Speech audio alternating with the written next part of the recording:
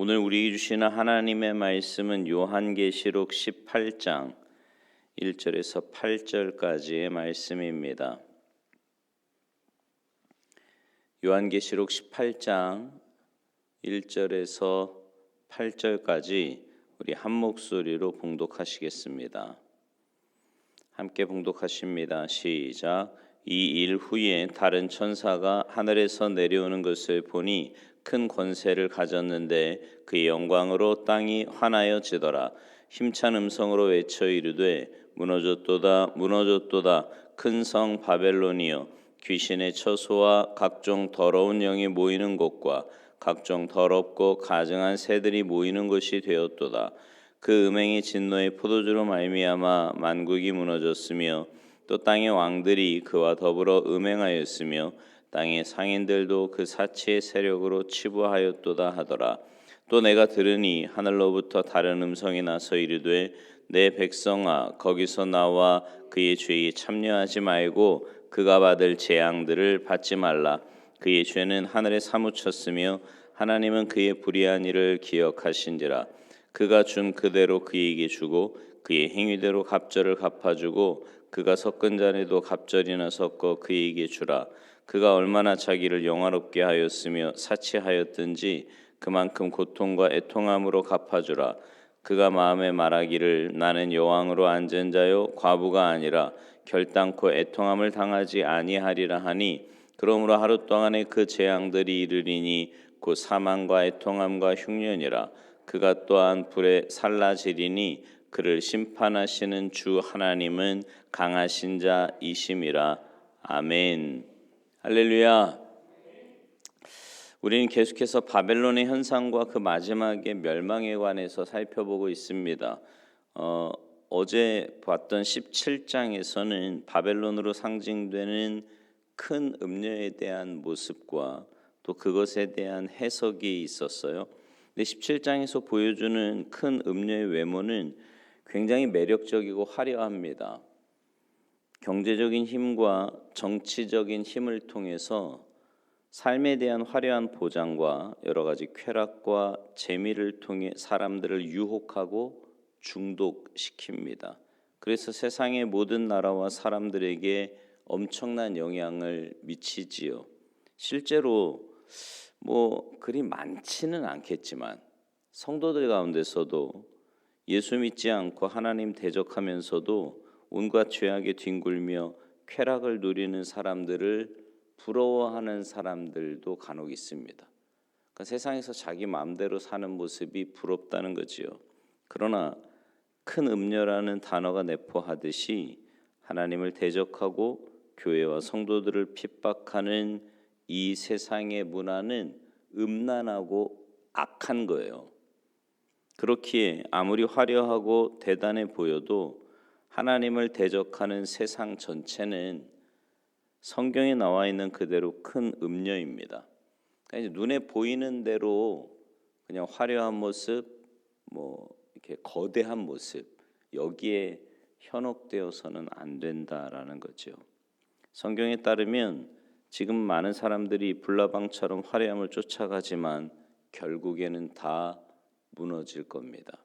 하나님께서 작정하신 그때 하나님의 진노의 잔에 죄가 가득 찼을 때 다 쏟아버리실 그때가 온다고요.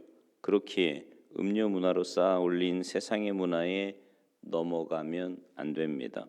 여러분, 우리는요 그리스도의 신부예요. 그리스도의 신부. 우리가 타락한 음료 문화권인 세상 속에서 살지만 그 세상에 물드는 게 아니라 그리스도의 신부로서 세상을 거슬러 올라가는, 그래서 세상을 변화시키는 삶을 살아야 할 줄로 믿습니다. 그러니까 남들 다 그렇게 산다고 우리도 그렇게 사는 게 아니고요. 우리 안에 분명한 기준과 가치관이 있어야 한다는 겁니다. 성경적으로 말이죠. 오늘 본문은 문맥상 두 부분으로 나누어서 설명드릴 수 있는데요. 하나는 장차 바벨론이 멸망하게 될 것이라는 것에 대한 예고이고요. 또 다른 하나는 이 멸망의 소식을 듣게 된 하나님의 백성들이 어떤 태도를 취해야 할 것인가를 말씀하고 있습니다. 오늘 본문 1절에서 사도 요한은 이 일 후에 이렇게 시작을 합니다. 이거는 앞에 17장에 언급된 큰 음료와 짐승의 전체적인 모습, 그에 대한 천사의 해석으로부터 한 걸음 더 나아가 음료가 받을 심판과 관련해서 자신이 본 환상을 말씀하고 있습니다. 근데 1절에서요, 사도 요한이 본 천사는 그냥 보통 천사가 아니고요, 하나님의 보좌로부터 파송되는 큰 권세를 가진 천사임을 소개합니다. 여러분, 우리가 지금까지 계시록 말씀을 보면서 천사들의 무서운 또 놀라운 권세 이런 거 많이 봤잖아요. 하지만 본문에서처럼 하나님으로부터 파송됨을 분명히 밝히는 것과 동시에 큰 권세를 가지고 있다라고 이렇게 명시되어서 등장하는 천사는 계시록에 자주 등장하는 표현은 아닙니다. 그만큼 이 천사가 중요하고도 특별한 일을 수행하고 있다는 것을 보여주는 건데요. 다시 말해서 이후로 이 땅에는 아주 중요한 일들이 일어나게 될 것임을 이 천사의 등장을 통해서 암시하고 있는 거죠. 이처럼 중요한 천사가 천둥이 치는 듯한 힘찬 음성으로 외치는데 그 소리가 2절에 나와요. 뭐라 그래요? 무너졌도다 무너졌도다 큰 성 바벨론이요. 한마디로 큰 성 바벨론이 멸망한다. 그 멸망을 선언하고 있는 겁니다. 근데 큰 성 바벨론으로 상징되는 이 세상의 마지막 심판에 관한 내용은요, 사실 여기에 처음 나오는 게 아니에요. 계시록 6장에도 이미 나왔고요. 11장, 14장, 16장, 그리고 오늘 본문 18장, 또 뒤에 19장과 20장에도 계속해서 나옵니다. 그러니까 마지막을 미리 보여주면서 조금씩 전진하고 있는데 이것을 점진적 반복 진행이라고 합니다. 그러니까 전진하면서 계속 반복하고 있는 거예요. 여기 무너졌도다라는 말은 이게 부정 과거형이거든요. 그러니까 과거형이라는 건 뭐예요? 이미 무너졌다 이런 뜻 아닙니까? 근데 사도 요한 당시에 바벨론으로 상징되던 로마는 사실은 아직 무너지지 않았거든요. 그럼에도 불구하고 아직 무너지지 않은 그 나라를 앞에 두고 무너졌도다라고 하면서 과거 시제를 쓰고 있습니다. 한마디로 예언적 과거라는 말이지요. 그것도 한 번이 아니라 두 번이나 반복해서 무너졌도다라고 하는 것은 큰 성 바벨론의 완전한 멸망이 피할 수 없는 너무나도 확실한 미래라는 사실을 예언하고 있는 겁니다. 큰 성 바벨론으로 상징되는 이 세상은 무너질 겁니다. 이 땅에 죄가 가득 차 있을 때 하나님께서 마지막 심판의 철퇴를 내리실 거라고요.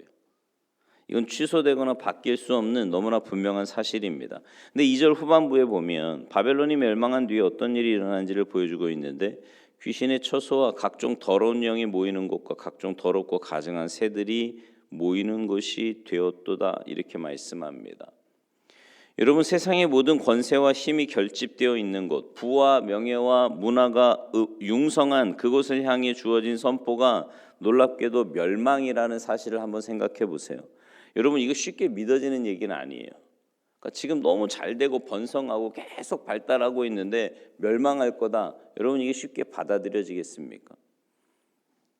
더군다나 인간 능력에 대한 무한한 자부심과 오만함을 가지고 있는 인간, 여러분 그거 아시죠? 이제 기술이 과학이 계속 발달하면서요, 이제 안 늙는 시대도 온대요. 나노로봇 조그만 거 몸속에 집어넣으면 그게 온갖 병균 이런 거 다 잡아먹고 노쇠하는 그 세포를 어떻게 바꿔주고 이러면 100세도 청춘처럼 산답니다. 생각만 해도 좋으십니까? 좀 끔찍하지 않습니까? 그죠? 나이가 들면 나이가 들어가는 대로 그냥 그렇게 사는 게 좋은 거지. 근데 점점 그렇게 발달한다는 거예요. 과학도 그렇게 발달하고 기술은 말할 것도 없고요. 지금은 연세 드신 분들 운전하면서 종종 사고 내잖아요. 문제가 생길 때가 많거든요. 근데 이제 그런 걱정할 필요도 없어요. 이제 알아서 자율주행이라 그래서 알아서 다 하고 가는데, 하여튼 과학은 끊임없이 발달합니다. 세상은 점점 살기 좋아지고요. 근데 그런 인간들에게 망한다, 이게 받아들여지겠습니까? 잘 받아들여지지 않는 내용이지요. 그러나 여러분 기억하십시오. 하나님을 거부할 뿐만 아니라 적극적으로 대적하며 믿음을 거부하는 이 세상의 바벨탑은 반드시 무너질 겁니다. 화려했던 세상 문화도 멸망의 끝을 맞이하게 될 거라고요. 그때 이 세상은 오늘 본문에서 예언하고 있는 것처럼 귀신의 처소와 각종 더러운 영이 모이는 곳과 각종 더럽고 가증한 새들이 모이는 곳이 될 겁니다. 세상은 무한한 번영을 누릴 것처럼 보입니다. 그 발전의 끝이 어디인지 도저히 상상할 수 없을 정도로 앞을 향해 달려가고 있어요. 그러나 이 세상의 마지막은 멸망입니다. 결국 멸망이에요.